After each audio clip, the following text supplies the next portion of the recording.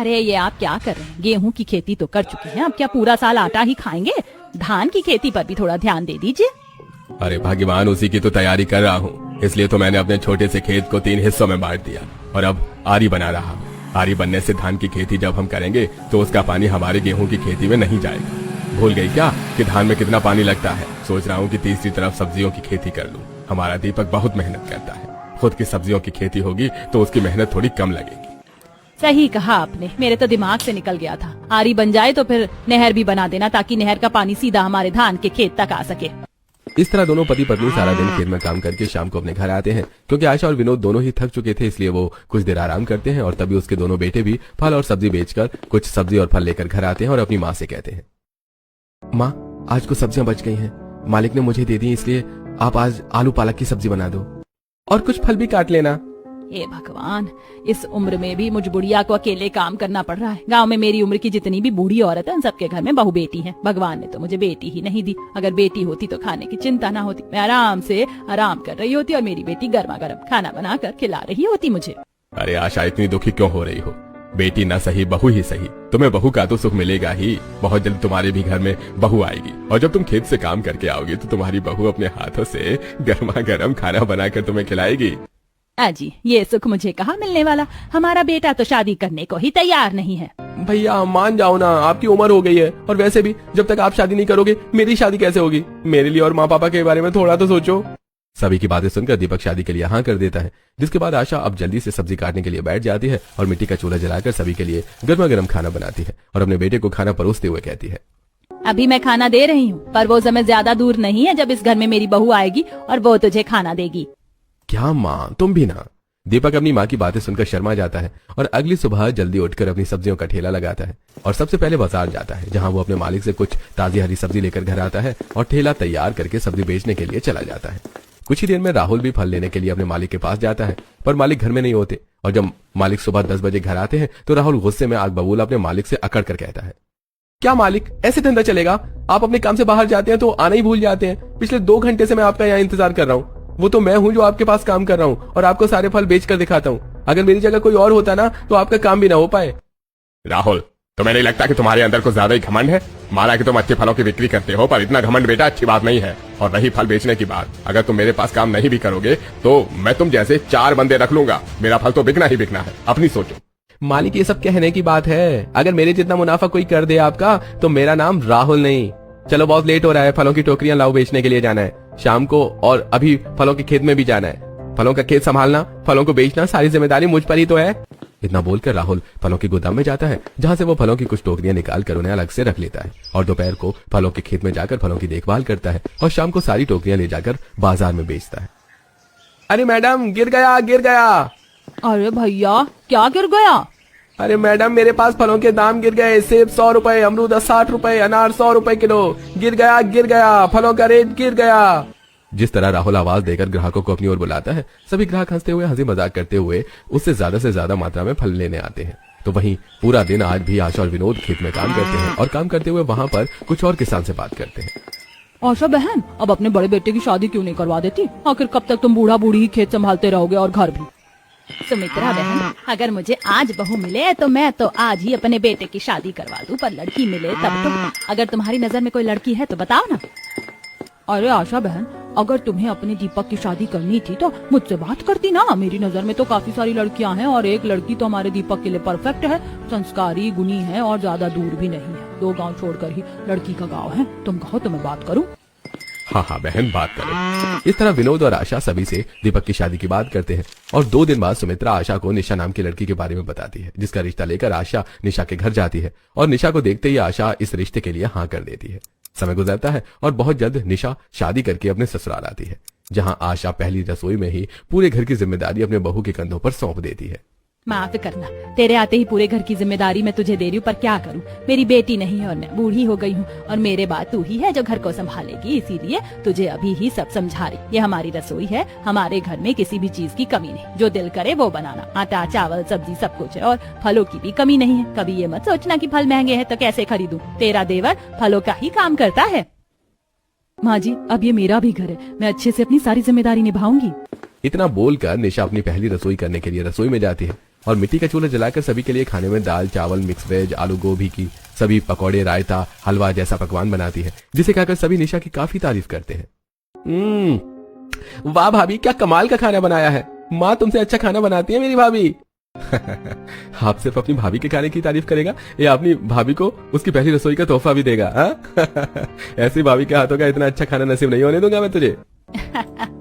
देख ले बहू, तेरे पति और देवर कैसे अभी भी छोटे बच्चों की तरह लड़ाई करते हैं। अरे नालायक, वो देवर है, इनाम तो तुझे बहू को देना चाहिए। बहू, मुझ गरीब के पास ज्यादा पैसे तो नहीं है, पर मैंने तेरे लिए सोने की अंगूठी बनवाई थी, ले इसे पहन ले। ये तेरी पहली रसोई का नेक है मेरी तरफ से तेरे लिए। अपनी पहली रसोई में नेक पाकर निशा को काफी अच्छा लगता है। कुछ ही देर में विनोद और आशा खेती करने के लिए खेत जाते हैं, तो वहीं दीपक भी बाजार जाता है और सब्जी बेचने का काम करने लगता है। कुछ ही देर में राहुल भी हमेशा की तरह अपने घमंड में फलों के बगीचे में जाता है और आराम से बैठकर फलों की देखभाल कर रहा होता है। देखते ही देखते कुछ महीने बीत जाते हैं और निशा को अपने ससुराल में कभी किसी चीज की कमी नहीं होती। ऐसे ही एक दिन, मेरा ससुराल भले ही गरीब है पर यहाँ किसी भी चीज की कमी नहीं है। एक काम करती हूँ, आज मूली के पराठे बना लेती हूँ। भाभी मैं आ गया, कुछ खाने को है तो दे दो ना। देवर जी, आज आप इतनी जल्दी आ गए? अभी तो खाने के लिए कुछ नहीं है, मैं बस बनाने के लिए ही जा रही थी, आधा घंटा दो। अरे भाभी, सारा दिन फलों के बगीचे में बैठकर टाइम पास करता हूँ। रात को फल बेचने होते हैं और मैं तो 2 घंटे में ही मालिक के सारे फल बेच देता हूँ। इसलिए सोचा कि घर आ जाऊँ, भूख लग रही थी, पर आधा घंटा तो बहुत हो जाएगा। मैं काफी सारे फल लेकर आया हूँ, आप कुछ फल ही काट दो। राहुल के कहने पर निशा कुछ अमरूद, सेब, अनार काटकर अपने देवर को देती है और साथ ही अपने लिए फ्रूट चाट बनाकर उसे मजे से खाती है। तो वहीं खेत में अब भी आशा और विनोद खेती कर रहे होते हैं। ये देखो आशा, हमारे गेहूं की खेती कितनी बढ़िया हुई है, पर लगता है इस पर कीड़े आ रहे हैं। कल मैं कीटनाशक दवाइयां लाकर इस पर डाल दूंगा। हाँ जी, आप सही कह रहे हैं। अब तो धान की खेती भी अच्छी हो रही है, बस बारिश हो जाए तो मैं इसकी रोपाई करूँ। हाँ, वैसे आशा सब कुछ अच्छा चल रहा है। हमारे दोनों बेटे अपने पैरों पर खड़े हो गए हैं। बहू घर में अकेली रहती है सारा दिन। सोच रहा हूँ राहुल की भी शादी कर दूं। दोनों देवरानी जेठानी साथ में रहेंगी तो हमारा घर भी भरा भरा रहेगा। इस तरह आशा और विनोद अपने छोटे बेटे की शादी के बारे में विचार करते हैं और घर जाकर जब पूरा परिवार एक साथ खाना खा रहा होता है तो आशा और विनोद इस बारे में बात करते हैं। भगवान की दया से इस बार हमारी फसल अच्छी हुई है। मुझे और तुम्हारे पापा को तो समय ही नहीं मिल पाएगा। बहू, अकेले तुम पूरा घर, खेत, सब कुछ कैसे संभाल पाओगी? इसीलिए हम सोच रहे थे कि राहुल की भी शादी कर दे, इस तरह तुम्हें काम में मदद मिलेगी। तुम अकेली घर संभालती हो, खाना बनाती हो, घर के काम करती हो, खेत आती हो, खेती के काम में हमारी मदद करती हो, दीपक की सब्जियों को भी रखती हो। अरे माँ, कितना अच्छा फैसला लिया है आपने। आपको मेरी शादी करनी है, भाभी की नहीं। मुझसे पूछो, मुझे रिश्ता मंजूर है। आखिर मेरी भी शादी की उम्र हो गई है। क्यों भैया, सही कह रहा हूँ ना मैं? माँ, ये बड़ा हो गया है पर दिमाग से आज भी बच्चा है। बेशरम कहीं का, कैसे खुद ही अपनी शादी की बात कर रहा है? इसके अंदर का नटखट तो अब तक बरकरार है। हाँ तो अच्छी बात है ना, मेरी देवरानी खुश रहेगी देवर जी से। राहुल की शादी के बाद चलते ही सभी के चेहरे पर खुशी आ जाती है और अगली सुबह होते ही निशा जल्दी उठकर सबके लिए खाना बनाती है और अपने पति के साथ घर के बाहर खड़ी होकर ठेले पर सब्जी लगाती है। और सभी के घर के जाने के बाद अकेले घर का सारा काम खत्म करके दोपहर का खाना अपने सास ससुर का पैक करके खेत जाती है। माँ जी, पापा जी, मैं खाना लेकर आ गई हूँ, पहले खाना खा लीजिए। आप तो 2 तरह की खेती कर रहे हैं, थक जाते होंगे। आप मुझे बता दीजिए क्या करना है। आप लोग खाना खाओ, जब तक मैं आपका काम कर देती हूँ। बहू, धान का तो काम हो गया, बस बारिश हो जाए, क्योंकि नहर के पानी से काम नहीं चलने वाला, और अगर बारिश नहीं हुई तो धान की खेती खराब हो जाएगी। बहू, गेहूं की खेती में कुछ करने की जरूरत नहीं है, बस कुछ केमिकल है वो डालते हैं। अरे भाई साहब, आशा बहन, अच्छा हुआ जो आप लोग मुझे खेत में ही मिल गए। मैं आई थी खेत में कुछ देर के लिए, आपको देखा तो सीधा यहाँ आ गई।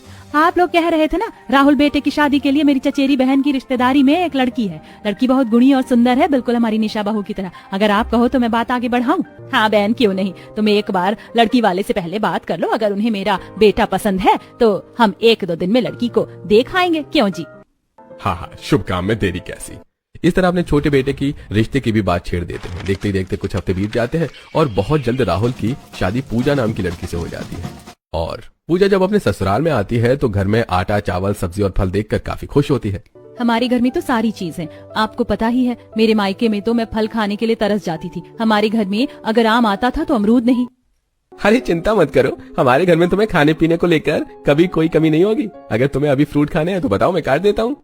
इतना बोलकर राहुल अपने और अपनी बीवी के लिए कुछ फ्रूट्स काटता है, जिसे खाकर वो लोग सो जाते हैं। और अगली सुबह पूजा की पहली रसोई होती है और वो घर में इतनी सारी सब्जियां देखकर अपनी जेठानी से कहती है, घर में सब्जियां ना हो तो भी दिक्कत, और सब्जियां हो तो भी दिक्कत। समझ ही नहीं आ रहा क्या बनाऊं। अरे आज तुम्हारी पहली रसोई है, जो दिल करे बना दो और थोड़ा जल्दी करो। माँ पापा को खेत के लिए जाना है और तुम्हारे जेठ जी को भी सब्जी बेचने के लिए जाना है। उन्होंने किराए पर सब्जियों की खेती की जमीन ली है। अगर वो लेट हुए तो उन्हें काम से निकाल दिया जाएगा। अभी नया ही काम लिया है ना।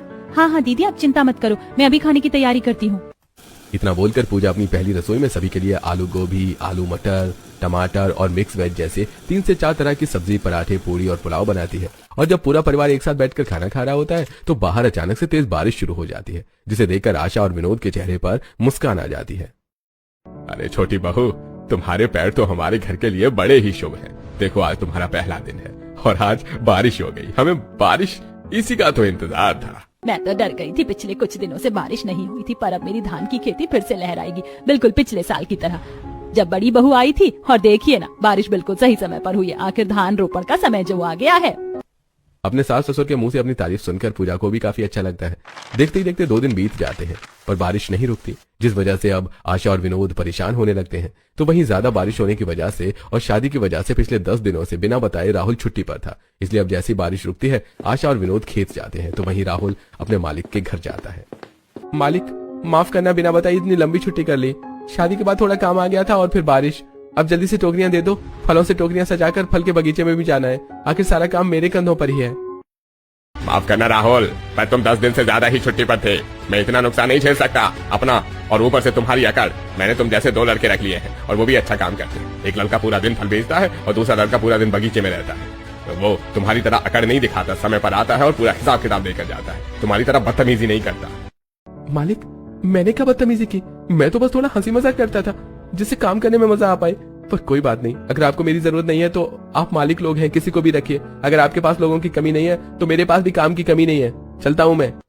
राहुल सुरेश को जवाब देकर वहां से उदास घर आता है, पर घर पर कोई नहीं होता। तो वहीं पूजा और निशा खाना लेकर खेत पहुंचती है, जहां आशा और विनोद आज एक साथ धान की रोपाई कर रहे होते हैं। माँ जी, हम गर्मा गर्म खाना लेकर आए, पहले खाना खा लो।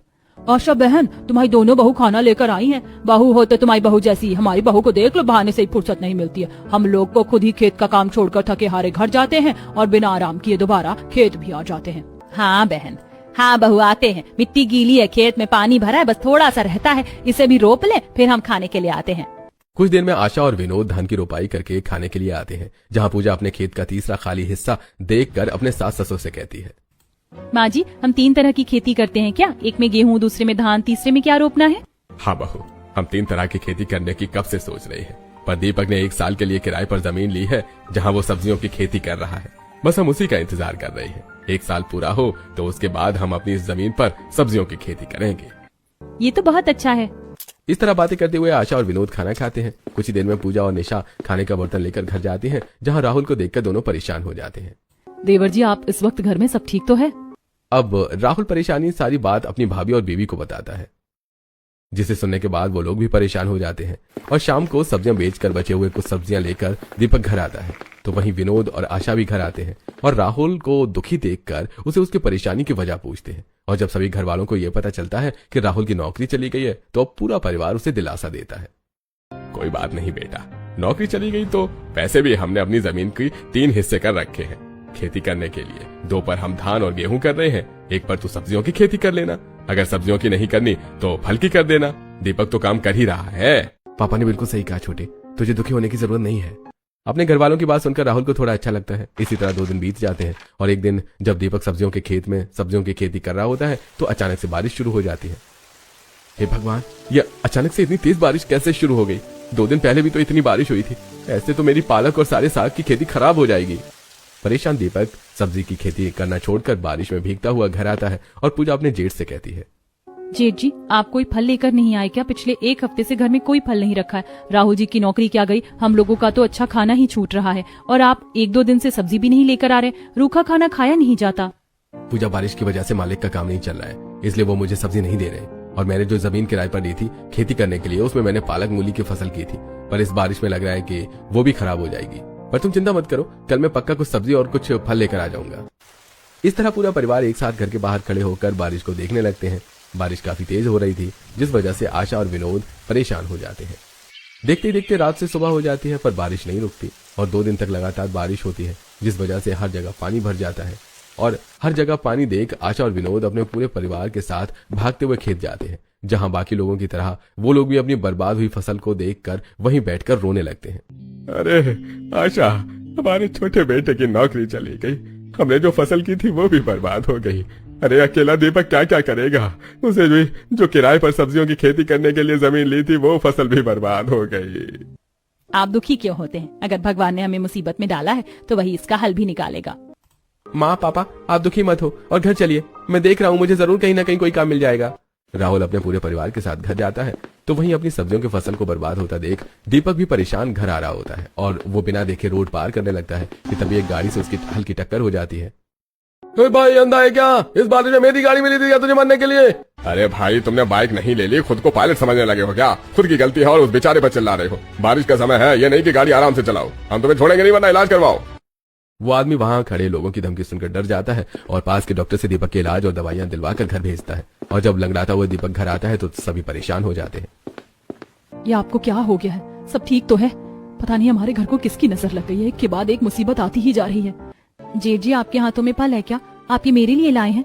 हद होती है पूजा, बचपने की भी।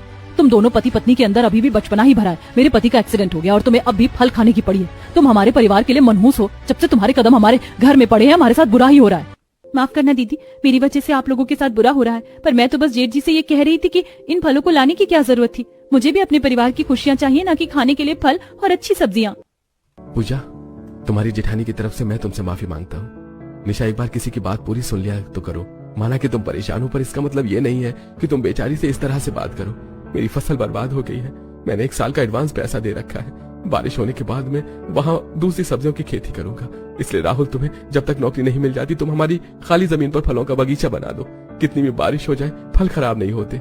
इतना बोलकर दीपक आराम करने के लिए अपने कमरे में चला जाता है, जिसके बाद निशा को अपनी गलती का एहसास होता है और अगले दिन बारिश रुक जाती है और निशा अपनी देवरानी से माफी मांगती है। पूजा मुझे माफ करना, कल रात को मैंने तुमसे कुछ ज्यादा ही बदतमीजी से बात की थी। दरअसल मैं बस थोड़ा सा घबरा गई थी। कोई बात नहीं दीदी, मैं आपकी हालत समझ सकती हूँ, पर अच्छी बात यह है कि अब बारिश रुक गई है। अब इस बारिश के रुकने का भी क्या फायदा? बहू हमारी सारी फसल तो बर्बाद हो गई है। पापा जी जरूरी तो नहीं कि हर साल धान और गेहूं की ही खेती करें। हम सरसों की भी तो खेती कर सकते हैं, हम मक्के की भी खेती कर सकते हैं। वैसे भी अब सरसों और मक्के का समय आ गया है। इस साल हम इसी की खेती करेंगे और उन्हें बेचकर घर में आटा चावल लाएंगे। जानती हूँ पहले की तरह फायदा नहीं होगा, पर नुकसान भी नहीं होगा। बहू ने अच्छा आइडिया दिया। देखा ना आपने कैसे गाँव के लोग 6 महीने धान 6 महीने गेहूं की खेती करते हैं और कुछ लोग सरसों की। जब हर कोई मौसम के अनुसार अलग अलग तरह की खेती कर रहा है तो क्यों ना अब हम भी कुछ अलग तरह की खेती करें और हर बार अपने छोटे से खेत में मौसम के अनुसार खेती करें। पूजा का आइडिया घर वालों को काफी पसंद आता है। देखते ही देखते 1 हफ्ता बीत जाता है और जब खेत का पानी कम होता है तो दीपक अपने किसी दोस्त से कुछ पैसे उधार लेकर एक ट्रक मिट्टी अपने खेत में गिरवा देता है। ये लो पापा, अब फिर से हमारी जमीन पहले की तरह हो गई। आप खेत के 2 हिस्सों में आप और माँ खेती करो, भैया सब्जियों की खेती, और हर बार की तरह इस बार भी हम 3 तरह की खेती करेंगे। और बचे हुए जमीन पर मैंने कुछ फलों के पेड़ लगा दिए हैं। बहुत जल्द हमारा फलों का भी बगीचा हो जाएगा। फिर मुझे किसी जमींदार या साहूकार के पास काम करने की जरूरत नहीं पड़ेगी। पापा जी सरसों की खेती मुझे आती है करनी। इस बार सरसों और मक्के की खेती में मैं और दीदी भी आपकी मदद करवाएंगे। प्लीज मना मत करना। हाँ बहू, क्यों नहीं। पूजा की बात सुनकर सब हंसने लगते हैं और पूरा परिवार मिलकर फावड़े से पूरे खेत में मिट्टी को बराबर करते हैं। अगले दिन राहुल और दीपक सुबह जल्दी उठकर खेत आते हैं और खेत के तीसरे हिस्से में थोड़े थोड़े दूर पर गड्ढे करके कुछ और नए फल के पौधे लगाते हैं। कुछ ही देर में आशा और विनोद भी खेत जाते हैं और वो लोग भी नई फसल के लिए खेत की जुताई करने लगते हैं। अरे बेटा, आज तुम दोनों भाई यहीं पर हो। दीपक तूने तो किराए पर जमीन ली है, वहाँ जाकर गोभी बैंगन मटर जैसी सब्जियों की खेती कर ली। अभी इन्हीं सब्जियों का सीजन है। पापा आप चिंता मत करो, मैं कल अपनी सब्जियों को बो आया हूँ। थोड़ी देर बाद जाऊंगा, बस यहाँ राहुल की मदद करवाने के लिए आया था। अच्छी बात है बेटा। इस तरह पूरा परिवार मिलजुल कर 3 अलग अलग तरह की खेती करते हैं। अब समय तेजी से गुजरता है। जहाँ आशा और विनोद मिलकर मक्के और सरसों की खेती कर रहे होते हैं तो वहीं अकेला दीपक सब्जियों की खेती कर रहा होता है। जहाँ निशा खाना लेकर सबके लिए आती है और अपनी सब्जियों की खेती देख अपने पति से कहती है, मैं आपके लिए खाना लेकर आई हूँ, आप आराम कर लो। खाद और पानी सब्जियों के खेत में मैं दे दूंगी। कुछ ही महीने में आपने कितनी अच्छी सब्जी की खेती कर ली है, इनमें तो फूल भी आने लगे हैं। अभी तो और मेहनत करनी है निशा, जो कर्ज लिया है उसे भी तो चुकाना है। और अभी तो सिर्फ फूल आए हैं, देखना तुम बहुत जल्द सब्जियां भी आएंगी और फिर से हमारे घर में अलग अलग तरह की सब्जियां खाने को मिल जाएंगी। अजी बहुत तेज धूप है, मैं तो थक गई। पूजा बहू अब तक खाना लेकर भी नहीं आई। चलिए ना फलों के बगीचे में बैठ जाते हैं। कुछ पेड़ बड़े हो गए हैं, छाए लगेगी और इसी बहाने हम बगीचे की निगरानी भी कर लेंगे। कल मैंने किसी बदमाश बच्चे को देखा था। हाँ आशा, चलो पेड़ की छाया में बैठेंगे, बहू भी बस खाना लेकर आती होगी। आशा और विनोद कुछ देर आराम करने के लिए फल के बगीचे में चले जाते हैं और पेड़ के नीचे बैठ जाते हैं, जहाँ ठंडी ठंडी हवा चल रही थी। बगीचे में तितलियां मंडरा रही थी और कोयले कुहुक रही होते हैं। तभी पूजा उनके लिए खाना लेकर आती है। पापा जी, माँ जी, हमारी सरसों और मक्के की खेती तो अच्छे से हो रही है। आपको पता है कल रात को राहुल जी भी बता रहे थे, उनकी फलों की बिक्री भी पहले की तरह होने लगी है। चलिए अब आप जल्दी से खाना खा लीजिए। पूजा अपने सास ससुर को खाना खिलाकर घर जाती है और अपनी जेठानी के साथ मिलकर घर के सारे काम खत्म करती है। देखते ही देखते कुछ महीने बीत जाते हैं और आशा विनोद के खेत में अच्छी खासी सरसों की खेती और मक्के की खेती होती है। आशा, हमारा खेत कितना अच्छा लग रहा है। अब खेत काटने का समय हो गया है। माँ जी, पापा जी, मैं आ गई हूँ। आप दोनों अकेले कैसे फसल की कटाई कर पाएंगे, इसीलिए मैं भी आपकी मदद करूंगी। पूजा और निशा भी मिलकर अपने सास ससुर के साथ फल की कटाई करती हैं। कुछ दिनों में सारी फसल की कटाई हो जाती है, जिसके बाद विनोद सारी फसल लेकर बाजार जाता है और उन्हें बेच कर आता है। साथ ही वो कुछ पैसे दीपक को देते हुए कहता है, दीपक बेटा, खेत में मिट्टी डलवाने के लिए जो तूने पैसे कर्ज पर लिए थे वो कर्ज चुका दे। सोचा नहीं था कि इस बार फसल इतनी अच्छी होगी, पर इस बार हमारी फसल हर बार से ज्यादा अच्छी हुई है। अरे पापा, इस बार सिर्फ फसल अच्छी नहीं हुई है बल्कि सब्जियों की खेती भी बहुत अच्छी हुई है और मैं इतने फल तो मालिक के भी नहीं बेचे जितने आपने बेच लिए। आशा के घर में फिर से उनकी खोई हुई खुशियां वापस आ जाती हैं और अगले दिन जब राहुल अपने बगीचे से फल तोड़ कर लाता है और ठेले पर सजा रहा होता है तो आसपास की औरतें उसे उसके फल खरीदने के लिए आती हैं। राहुल बेटा, मैंने तो पूरा मार्केट छान लिया, पर जितने ताजे तेरे फल होते हैं उतने ताजे कहीं पर भी नहीं मिलते। मिलेगा भी कैसे आंटी, बाजार में बिक रही सब्जियां और फल केमिकल और इंजेक्शन से बने होते हैं, जबकि हम लोग सीजन के हिसाब से बिल्कुल ताजा और अपने पेड़ के तोड़े हुए सब्जी और फल बेचते हैं। इस तरह अब न सिर्फ बाजार में बल्कि आसपास के लोग भी दीपक और राहुल से उनके फल और सब्जी लेते हैं। तो वहीं अब आशा और विनोद भी हर बार बदल बदल कर फसल करते हैं और इस तरह कुछ ही महीनों में उनकी सारी परेशानियां खत्म हो जाती हैं और उनके घर में फिर से खुशियां आ जाती हैं।